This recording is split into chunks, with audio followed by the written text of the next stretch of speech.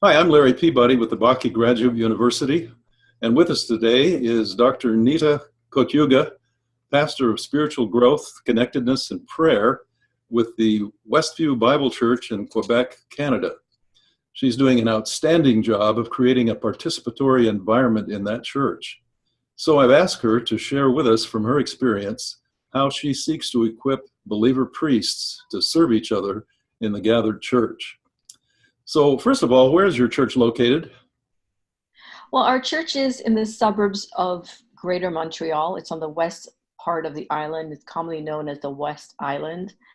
We're on a corner, two busy arteries of the West Island. Everybody knows those two streets, so it's easy to access. There's bus transportation, lots of parking stuff. And how long have you served in that church?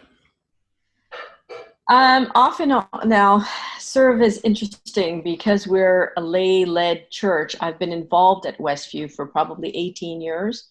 In my current role, which has evolved over a period of about 10 years, I would say as a pastor, probably 6 years. And about what is the size of your congregation? So on a Sunday morning in the sanctuary itself, we're close to 450 people. Then we've got our kids up to grade 6 scattered throughout the building, and that's probably about 60 other children and their teachers. We would say that we're a church of 600 to 650 because not everybody comes every week. When did you first see the need for practicing an all-believer priesthood in your Sunday meetings? Well, our church comes from a brethren background, and so lay leadership is just part of the way the church has been from the first day it was founded. It's a daughter church. Actually, it's a great-granddaughter church. And so the people who came were about 100 people from another church that was going to plant a new church. So they came all together, and everybody had to pitch in to make this new church work. So all believers priesthood is just a part of the DNA of how we do church. We emphasize that our roots are our brethren, and we believe in developing people for the priesthood, that people make up the church, not the pastors. And so as people are equipped within the church to do ministry outside of the church where we're supposed to be, where God calls us to be, therefore, I think it's important that we be structured the way we are.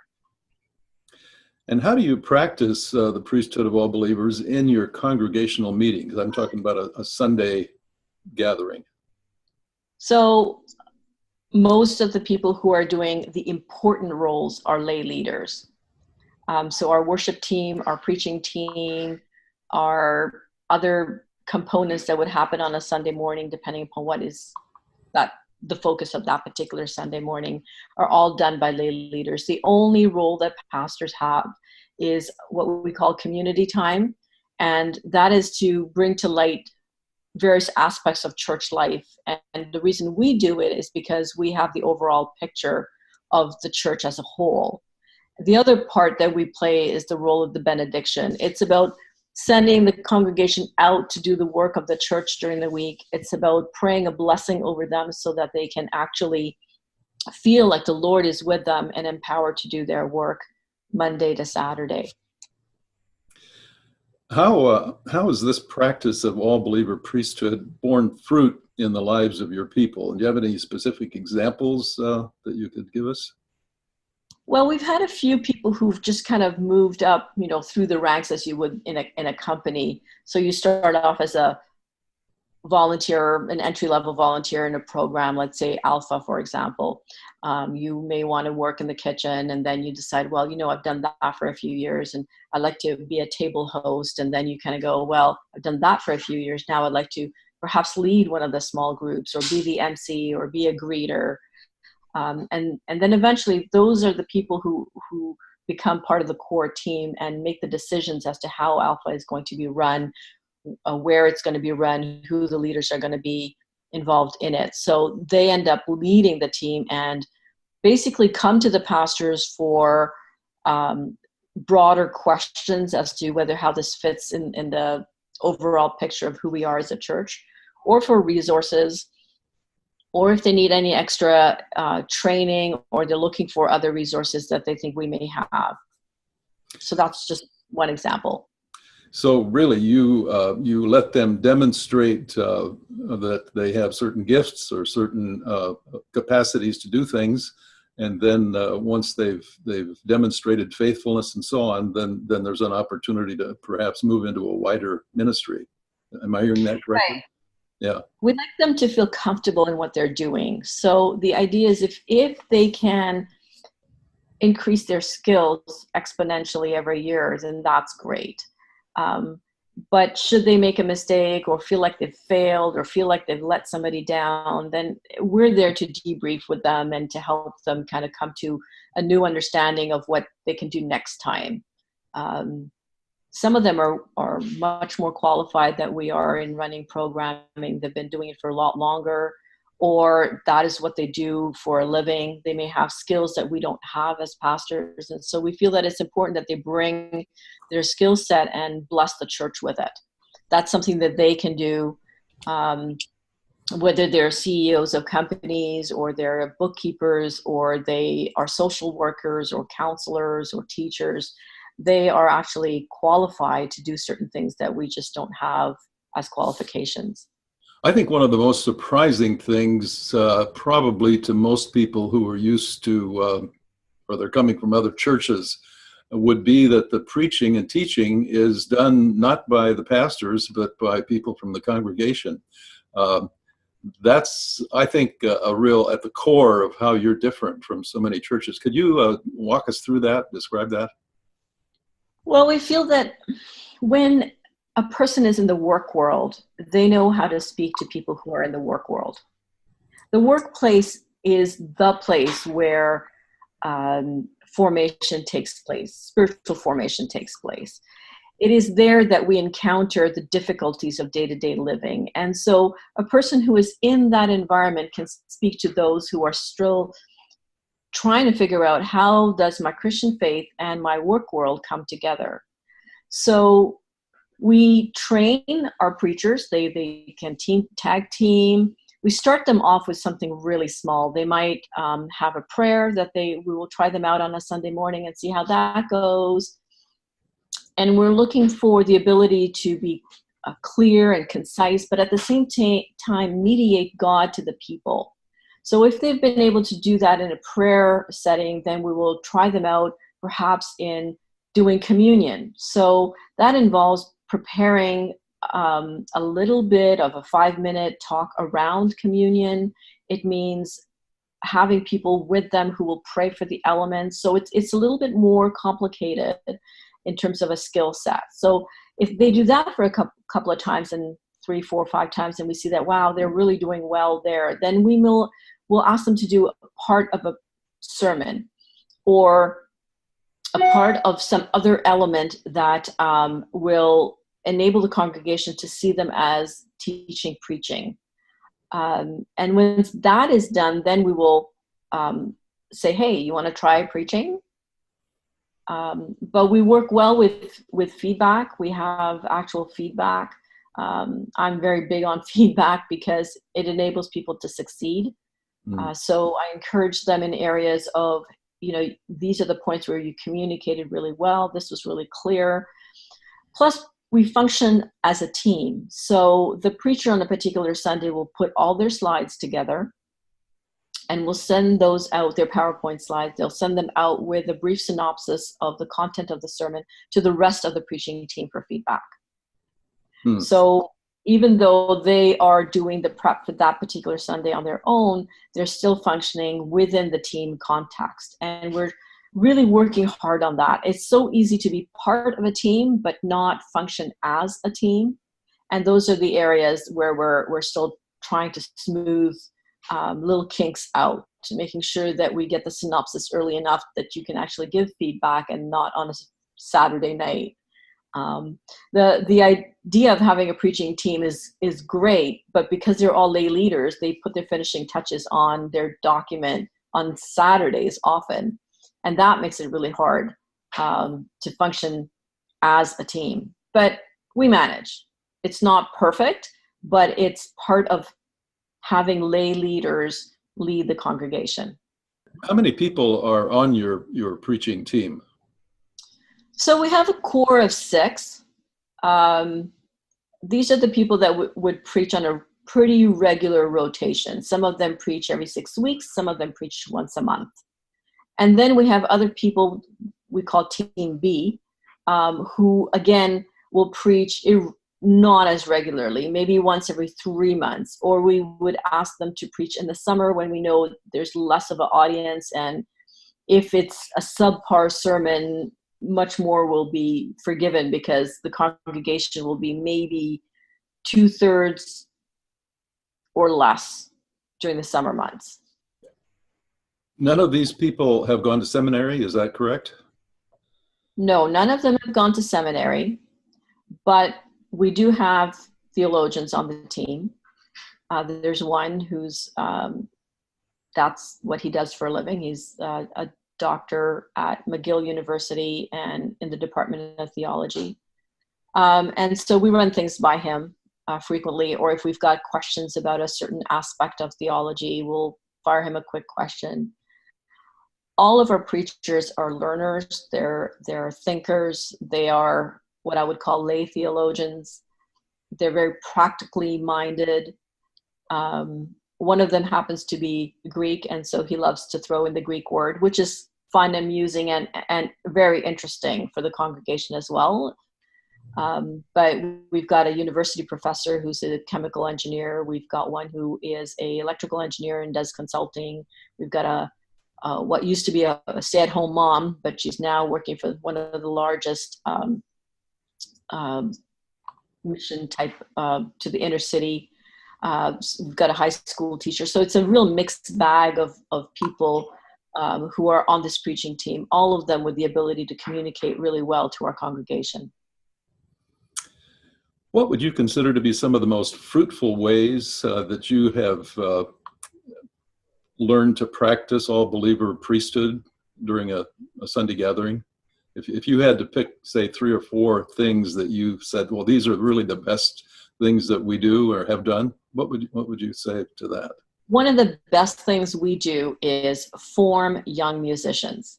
We have 3 worship teams that are so in demand by other churches and retreats and other kinds of youth events. We take them as young as 8 or 9, 10. They form a band for our Connect 4 Sunday school program, which is kids up to grade 4.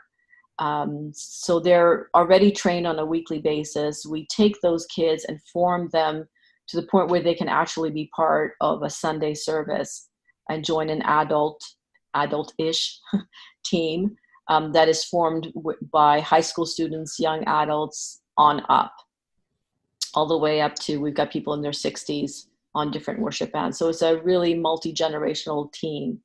So that is one thing that we do really well. The other thing that we do really well is that we allow people to stumble and to learn how to pick themselves up if they've made a mistake. Because we understand that none of us is going to always function at a high level of excellence. We like to have people try things, and when they don't work as well as we had hoped, then to coach them for the next time. We rarely have people that we say, oh, well, no, this person should never do that again. That rarely, actually, I can't really remember that happening. How often do you have what has traditionally been called a testimony? We do that once a month.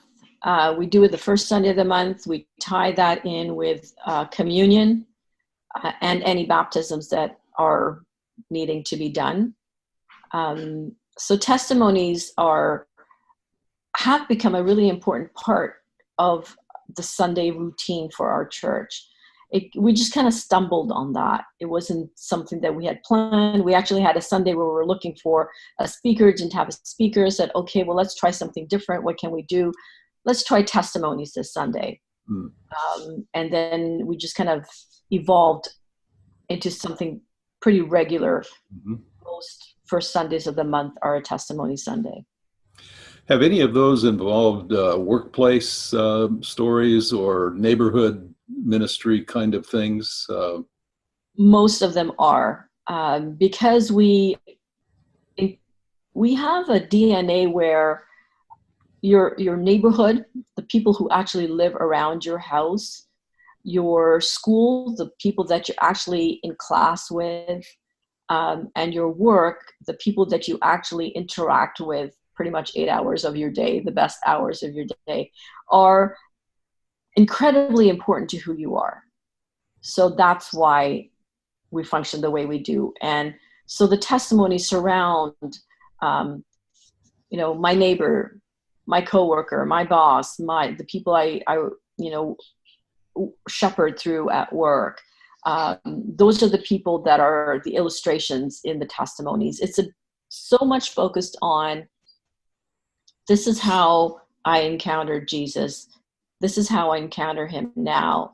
And this is how my action takes place as a result of encountering Jesus. So it sounds very much related to real life. That's what I'm hearing. It is about real life. And it's also about the things that aren't working in my life. So we've had people say, Jesus heals. He heals people. And yet here I stand before you, not healed. And yet I pray for other people and they get healed. But I know that my God is a healer, and whether he heals me or not is not the issue. But I struggle with the fact that I'm not yet healed. Emotionally, it's a hard place for me. So that would be an example. Yeah. So it sounds like there's even perhaps some confession going on at times. There is. I would say that there is a confession, but not in the traditional sense of, this is where I failed, but more, this is where I'm growing in my understanding of a God that I can't even comprehend, but I know that I'm loved by. So I'm broken, but being mended. Yeah, very much so. Yeah, good. And when we share those stories on a Sunday morning of, this is where I'm struggling, this is where things aren't working, but this is where I've come, and this is what Jesus has done in my life. This is how the Holy Spirit has guided me. This is how I feel the love of the Father in my life. Then I have hope for tomorrow. Even though right now I'm in the middle of whatever story I'm in, I have hope because I look back on my life and I go, look how far I've come. And so many people in the congregation then come up to this person who's just shared their testimony and thank them. One man shared about chronic back pain, and he said, I have such a temptation to take that extra pill. He says, but I know I'll get addicted. And he says, it's just so easy for me to become an addict. And this is a man that we hold in high esteem, who is confessing to the congregation how easily he could become an addict. Well, after that testimony, we had people come up to him and saying, I'm addicted to painkillers, and I'm in the process of weaning myself off with my doctor. 2 people came up to him and said that. Again, 2 people we would have never thought. And it just created such a warmth and community and love and bond that happened in the sanctuary on a Sunday morning. It was just a beautiful, holy moment of God. Wow. That just cuts through isolation and loneliness and feeling like I'm the only one. Yeah. Well, in church, we often feel like everybody has their lives together and I'm the only one who's wrestling. Or people walk in on a Sunday morning who are faithful believers and have doubts about who God is. I've been a Christian. One woman said, this testimony today was so powerful in my life. I'm a church leader. I'm one of the ancients in the church. But this week I doubted if God even existed. And which one of us doesn't have those moments where the enemy comes in and says, are you sure God is good? Yeah. Such a sense of reality that must pervade that congregation. It's taken us a while. It's taken us a long time to get here. And it's been a deliberate process of about 6 years, because before that we were good Christians who knew their scriptures and applied their scriptures the way we thought we should apply our scriptures. It was all about getting people into heaven. It wasn't about walking the journey with people before and after they had started their journey with God. The illustration that's often given to me, it's like, we're all eager. We're at the starting gate. We're going to run this marathon. We're going to run this race. The bell goes off and we start the race. And all we do is we cross the start line and we get together on the other side and talk about this wonderful experience about starting the race. But very few of us run it and cross the finishing line upright. And so what we want to do is help people run the actual race past the finish line.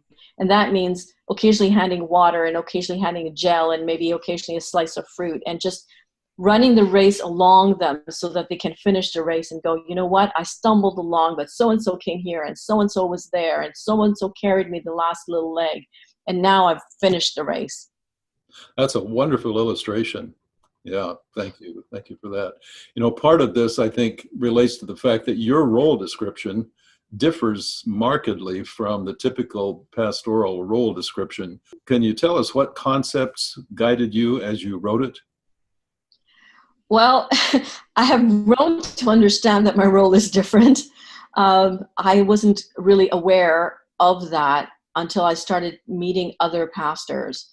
And we have a network on the West Island of Montreal where pastors get together and we pray once a month, and we're in the midst of doing organizing things together.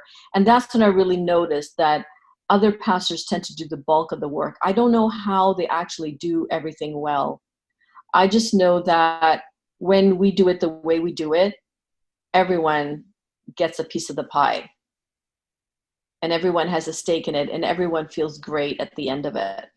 Is there anything that you would say to someone who might be sort of thinking about moving in this direction toward real participatory church and toward an all-believer priesthood, and maybe they're hesitant and wondering if they really should go? What would you say to a person like that?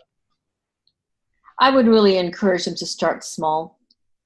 Pick the leaders that they feel they can work with. They need to have success in the beginning. And we started really small in terms of really handing things over to our worship leaders and saying, meet with the speaker, choose the songs, set up that component together, let us know what you're going to do. And if we see that there's something that doesn't jive, then we will let you know. But this is in your hands. You are responsible for training your worship team. You're responsible for forming a small group, essentially, and pastoring these people. We will work with you as you work with them. So really, you can't start in all areas. You have to start in small areas. And whether you decide, oh, all our small group ministry is going to be in this format, so then you only work with your small group leaders. You don't try to shepherd the people in their groups. You leave that to them, and you equip them so that they can effectively shepherd.